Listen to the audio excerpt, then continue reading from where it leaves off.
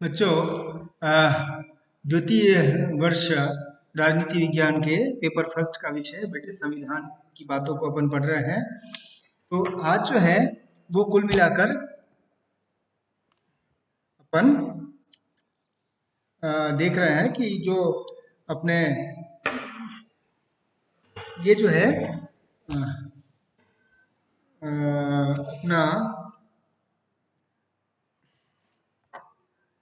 जो प्रथम 1 मिनट मैं बता रहा हूँ।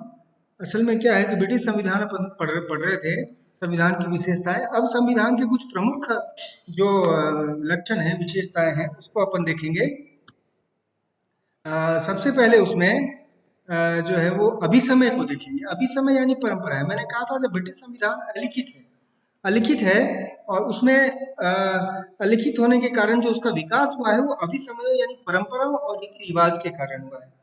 तो आज अपन इस अभिसमय के बारे में समझेंगे। डायसी ने बताया है अभिसमय के बारे में कि ये बिल्कुल संविधान संबंधी नैतिकता के आदेश है। और परिभाषित करते हुए उन्होंने कहा नैतिकता क्या आदेश है, जिसका विकास होता है समाज के विभिन्न परंपराओं और रीति रिवाजों के आधार पर, जीवन पद्धति के आधार पर, वैश्विक दृष्टि के आधार पर। संविधान के अभिसमय से रीति रिवाज अथवा वे समझौते हैं जिसके अनुसार प्रभुत्व संपन्न विधानमंडल के विभिन्न अंगों को अपने विवेक आधारित अधिकारों को प्रयोग करना चाहिए, चाहे वे सम्राट के परमाधिकार हो या पार्लियामेंट के विशेष अधिकार। यानी कि जो ऐसी परंपराएं जो विकसित हो गई हैं और जिनका पालन दोनों को ही करना चाहिए, यानी कि सम्राट, राजमुकुट और पार्लियामेंट, संसद अथवा मंत्रिमंडल, ये ऐसे नैतिक आदेश, एक तरह से नैतिक आदेश है।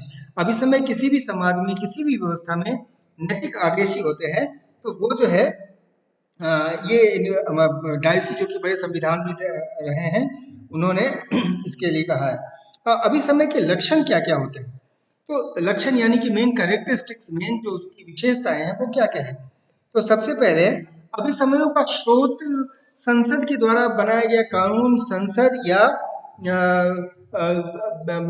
विभिन्न प्रकार के इनेक्टमेंट्स नहीं है, बल्कि ये over a period of time शासन में उपयोगिता के आधार पर विकसित परंपराएं हैं, है ना, विकसित परंपराएं हैं। इसका स्रोत परंपराएं हैं, प्रथाएं हैं, रीति रिवाज है, न कि संविधान है। दूसरा, अभिसमयों का पालन जो है वो एक स्वीकृति, पालन यानी जनता की स्वीकृति इसको जो मिलती है वो लेजिटिमेसी इसको कहते हैं, जिसको वैधता कहते हैं, वो मिलती है कानून के इस कानून से इतर, यानी कानून के द्वारा आप इसकी पालना नहीं करवा रहे हैं, बल्कि अपने आत्मसहमति से, यानी कि व्यक्ति उसका पालन सामाजिक उपयोगिता और व्यक्तिगत उपयोगिता को ध्यान में रखकर स्वतः सम्मत करता है। उसको उसके लिए जबरदस्ती या इम्पोज करके बात नहीं मनवाई जाती है। लेजिटिमेसी तो तभी होती है जब स्वतः स्वीकृत हो, और ये परंपराओं अभिसमयों में, खासतौर पर ब्रिटिश परंपराओं में देखा जा सकता है। जो तीसरा ये है वो है इसको कोई ऐसा, इन अभिसमयों को बहुत ज्यादा जब विकास होता रहा है तो कई कालखंडों में इसे न्यायिक शक्तियां प्राप्त नहीं होती या न्यायिक सैंक्शन या स्वीकृति प्राप्त नहीं होती, लेकिन फिर भी इसको जो है कानून जैसी पवित्रता मिल जाती है। लोग कानून की तरह इसका पालन करते हैं और धीरे धीरे ये कॉमन लॉ के रूप में विकसित हो जाता है, सामान्य विधि के रूप में विकसित हो जाता है, जिसकी व्याख्या और जिसके आधार पर न्यायपालिका न्याय भी करती है। ये इसके मुख्य रूप से विशेषताएं हैं। अब हम देखें तो कानून और अभिसमय में क्या भेद है। हालांकि इस विशेषताओं से भी अपन कर सकते हैं, लेकिन सबसे पहले अपन देखें तो नंबर 1, कानून लिखित रूप में होते हैं, अभिसमय लिखित नहीं होते। कानून निर्मित होते हैं और अभिसमय निर्मित नहीं होते, दोनों ही चीजें हैं। यानी कि कानून जो है वो लिखित रूप में है, एक पर्टिकुलर टाइम पर संविधान के द्वारा इसको बनाया गया या संसद के द्वारा इसको बनाया गया, लेकिन अभिसमय को ना तो कानून संविधान ने बनाया, ना ही संसद ने बनाया, बल्कि वो तो समाज के विकास के साथ साथ वो स्वतः विकसित हुआ है एक परंपरा के रूप में। फिर निर्माण नहीं होता, अपने को स्पष्ट है, इसका निर्माण नहीं होता, कानून का निर्माण होता है। और इसके बाद एक और निश्चितता और अनिश्चितता। कानून निश्चित होता है, देखो कानून निश्चित, जो शब्द लिखे हैं संविधान में ठीक उसी प्रकार से न्याय होगा, है ना। लेकिन अभी समय जो है, क्योंकि परंपराएं हैं, और परंपराएं सिर्फ एक व्यक्ति या एक संस्था या एक का समय पर नहीं होता, बल्कि परंपराओं का विकास विविध प्रकार के रीति रिवाजों और अभिसमयों का विकास विभिन्न प्रकार के रीति रिवाजों, सामाजिक संस्थाओं और व्यवस्थाओं के द्वारा होता है। तो नेचुरली वो बहुत ज्यादा निश्चित नहीं होगी, ये निश्चित नहीं होगी प्रथाएं, और इसलिए अभिसमय भी निश्चित नहीं होता, कानून निश्चित होता है। और अभिसमय का विकास रुकता नहीं है। अभिसमय का विकास क्योंकि अनिश्चित होता है, इसलिए रुकता नहीं है। हालांकि अनिश्चित होने के बावजूद इसकी मान्यता अधिक रहती है, और यही कारण है कि ब्रिटिश संविधान में अभिसमयों को कानून के रूप में मान्यता मिल जाती है। एक और बात है स्वीकृति के आधार पर, जैसे मैंने वैधता की चर्चा की, कानून की पालना कानून की पालना किसी भी देश में इम्पोज करके करवाई जाती है। यानी कि अगर आपने कानून की पालना नहीं की तो कुछ इंसेंटिव्स डिसइंसेंटिव्स होंगे, डिसइंसेंटिव्स होंगे, यानी कि आपको दंड भी मिल सकता है। कानून के अनुसार आपको पालन करना ही होगा। अभी समय में ऐसा नहीं होता। अभी समय का पालन व्यक्ति स्वतः, नागरिक स्वतः अपनी इच्छा से करता है, यानी स्वीकृति वो स्वतः देता है। तो इस तरह से इसमें बाध्यकारी ये नहीं होता, लेकिन उसका स्वतः संज्ञान लेकर नागरिक इसकी पालना करते हैं। इसलिए जेनिंग्स कहता भी है कि क्या कानून है और क्या अभिसमय है, ये मुख्यतः एक पारिभाषिक प्रश्न है, इसके उलझन में नहीं जाना चाहिए। इनका उत्तर केवल उन्हीं को ज्ञात है जिनका कार्य उन्हें ज्ञात करना है ना। जनसाधारण के लिए इस बात का कोई नियम न्यायिक अधिकारियों द्वारा मान्य है या नहीं, कोई विशेष महत्व नहीं रखता। यानी कि जो अपने जैसे जो विश्लेषण करते हैं, राजनीति विज्ञान पढ़ते हैं, हो सकता है उनके लिए रुचि का विषय हो, जानने की कोशिश करें क्या अंतर नहीं हो। लेकिन सामान्य अर्थों में जब ब्रिटिश संविधान, ब्रिटिश समाज, ब्रिटिश नागरिक समाज को देखते हैं, तो वो बॉदर्ड नहीं है बहुत ज्यादा, वो उससे चिंतित नहीं है कि इन दोनों के बीच में क्या अंतर है, क्योंकि अंततः अभिसमय ही विकसित होकर कानून का रूप ले लेता है, और अभिसमय में उनकी स्वभावतः स्वीकृति होती है। तो एक जेनिंग्स के अनुसार ये एक बनावटी अंतर है। ठीक है। अब ये जो है, हालांकि ये भी ध्यान रखना चाहिए कि अभिसमय जो है वो कानून के पूरक ही होते हैं, धीरे धीरे कानून का रूप लेते हैं, लेकिन कानून के पूरक के रूप में विकसित होते हैं। अब अभिसमयों का वर्गीकरण अगर अपन करें, तो ब्रिटिश संविधान में जो अभिसमय विकसित हुए, उसमें सबसे पहला जो है वो है राजपद यानी राजमुकुट से संबंधित अभिसमय, कि वो अपने मंत्रियों के परामर्श से ही कार्य करेगा। वो लोक सदन यानी कि कॉमन सभा के बहुमत दल का नेता ही प्रधानमंत्री बनेगा, है ना।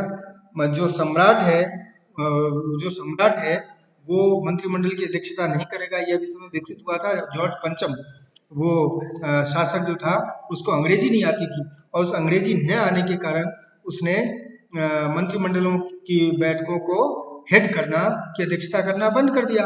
और उस समय से अभी समय विकसित हो गया कि सम्राट नहीं मंत्रिमंडल की अध्यक्षता करता है, बल्कि प्रधानमंत्री ही मंत्रिमंडल की अध्यक्षता करता है। फिर एक अभिसमय ये भी है कि अधिकार समस्त शासन का तो सम्राट के पास है, राजमुकुट के पास है, लेकिन वास्तविक अर्थों में उसका उपयोग जो है वो मंत्रिमंडल के द्वारा ही होता है। फिर एक अभिसमय ये भी विकसित हो गया सम्राट के संदर्भ में कि यदि कोई प्रधानमंत्री सदन का, लोक सदन का विश्वास खो दे, विश्वास उसे हासिल न रहे, अविश्वास मत व्यक्त हो जाए, तो वो सम्राट सामान्यतः जो दूसरा बड़ा विपक्षी दल है, विरोधी दल है, उसको सरकार के लिए आमंत्रित करता है। तो ये जो है राजमुकुट से संबंधित, और इससे संबंधित ये है। एक और बिंदु है, वो है मंत्रिमंडल से संबंधित अभिसमय जो विकसित हुए वो है ये है। इस अभिसमय के अनुसार ध्यान रहे कि ये सारे कानून लिखे नहीं हुए हैं, भारत के संविधान में लिखे हुए हैं, ब्रिटिश संविधान में लिखे हुए हैं। कि इस मंत्रिमंडल से संबंधित अभिसमय में पहला बिंदु ये है कि मंत्रिमंडल के सदस्यों का संसद सदस्य होना अनिवार्य है। ये एक विकसित हो गया है। फिर अगर किसी महत्वपूर्ण विषय पर प्रस्ताव सदन में पराजित हो जाए, यानी कि सदन में उसको पारित न किया जा सके, तो वो मंत्रिमंडल का विघटन माना जाएगा, और लोक सदन को विघटित करने का भी अधिकार मंत्रिमंडल को है, प्रधानमंत्री को है ना। फिर इसके अनुसार जैसे एक और अभिसमय है कि अगर कोई अल्प महत्व का कोई विषय है, उसके ऊपर अगर सदन में सरकार की हार होती है तो उसे त्यागपत्र देने की आवश्यकता नहीं है कि एक सबसे इम्पोर्टेंट जो कि बाद में भारत में स्थापित हो गया मंत्रिमंडलीय संसदीय व्यवस्था में कि सामूहिक उत्तरदायित्व का सिद्धांत, कलेक्टिव रिस्पॉन्सिबिलिटी। मंत्रिमंडल जो है अपने सभी कार्यों के लिए सदन में, लोक सदन के प्रति सामूहिक रूप से उत्तरदायी होती है, उत्तर होता है। और इसलिए कहते हैं कि मंत्रिमंडल के सदस्य साथ ही तैरते हैं साथ ही डूबते हैं। यानी कि एक मंत्रिमंडल के सदस्य मंत्रिमंडल का सदस्य सामूहिक रूप से सदन के प्रति उत्तरदायित्व रखते हैं। एक का विकल्प मतलब मंत्रिमंडल का विकल्प। और सामान्यतः ये भी परंपरा है कि मंत्रियों को वो अपने राजनीतिक दल से ही मंत्री बनाता है, हालांकि कुछ अपवाद स्वरूप वो किसी दूसरे दल को भी ले सकता है। और फिर एक और है संसद और विधायी प्रक्रिया के संबंध में अभी समय। तो जैसे संसद के दो सदन होंगे, लॉर्ड सभा, कॉमन सभा, है ना। संसद का वर्ष में एक बार जो है वो अधिवेशन बुलाना आवश्यक है। और प्रथम और दूसरे अधिवेशन की एक वर्ष से अधिक का समय नहीं होना चाहिए, है ना। जो लोक सदन यानी कॉमन सभा का अध्यक्ष होगा वो अध्यक्ष बनने से पूर्व अपने राजनीतिक दल की सदस्यता जो है वो छोड़ेगा, है ना। और प्रत्येक सदन में 3 वाचन यानी कि 3 सीटिंग होने के बाद ही उसके ऊपर मतदान होगा, है ना। तो ये जो एक चीज है, ये परंपराएं जो है तीनों के बारे में, सम्राट के बारे में, मंत्रिमंडल के बारे में और संसद तथा विधायी प्रक्रिया के बारे में, ये अभी समय विकसित हुई है। इस आधार पर इन तीनों का वर्गीकरण किया था। ध्यान में प्रश्न पूछ सकते हैं तीनों के बारे में, यानी ब्रिटिश अभिसमयों का वर्गीकरण करें। ब्रिटिश अभिसमयों को विभिन्न संदर्भों में इसका वर्गीकरण करें तो राजमुकुट यानी सम्राट, मंत्रिमंडल और विधायी संबंधों में इसका वर्गीकरण होगा।